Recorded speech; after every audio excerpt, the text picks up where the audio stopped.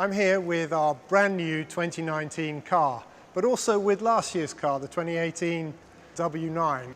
When you look at the new car, the most obvious changes are all the ones that come from the regulations themselves, because this year has a very large change in aerodynamic regulation, much larger than normal.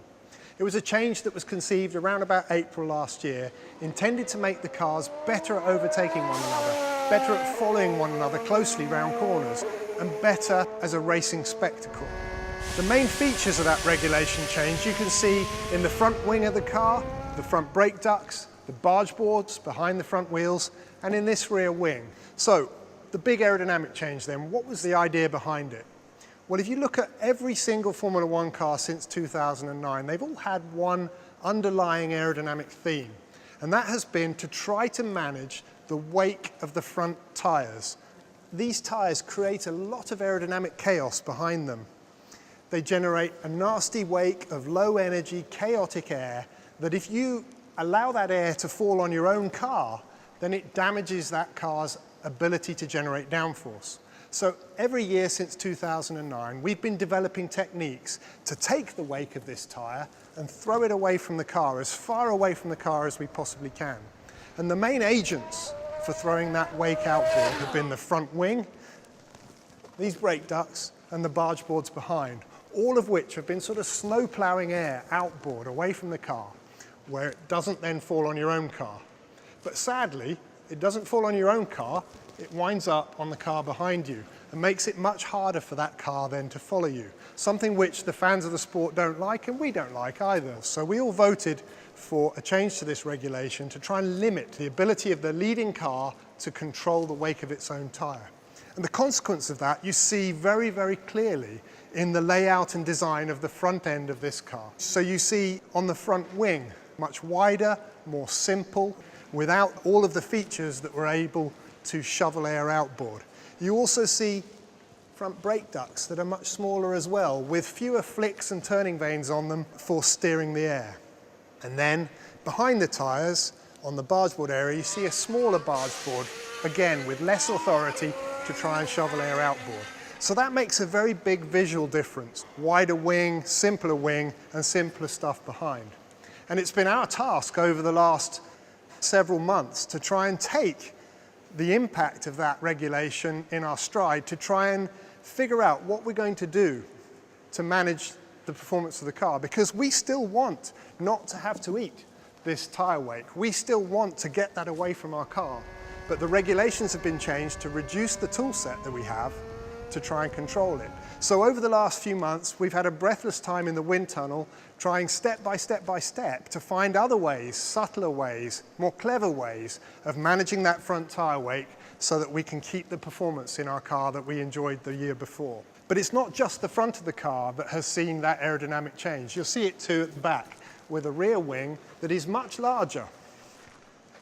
You can see if you look at the two wings side by side, this one is taller, it's wider, it's deeper. And that rear wing is like that to improve the overtaking of the car behind. Because the rear wing, although it too creates a big wake, a wake behind it that is turbulent and dirty, what it also does is it throws air upwards. It throws air upwards at an incredible rate. And that air, that dirty air, that wake is thrown up and above and over the car behind. So by making this wing taller, wider, more powerful, we actually throw the dirty air of the leading car up and above and over the trailing car. So this is something that should actually help with the overtaking next year, both its size and also the fact that the DRS wing, this adjustable flap that the FIA can allow us to use on the straights, that too is made more powerful for 2019 compared with its 2018 counterpart. So those are the main regulation changes, but of course, as in any year, we're trying to design a car that is not just reacting to the regulation changes, but is taking every single opportunity that just straightforward physics presents us to make the car quicker.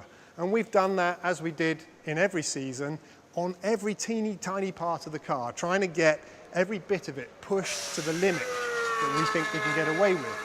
And it's an interesting thing that things that we thought last year were a source of great pride to us, things that we thought we had pushed to the very limit, now start to look clumsy and naive by comparison, Take last year's side pods as an example. They were something that we made quite a big fuss about last year because they were tighter than we'd ever managed to make them in any previous year. But look at these side pods, look at this bodywork, and it is just vacuum wrapped to the car in a way that we couldn't have thought possible 12 months earlier.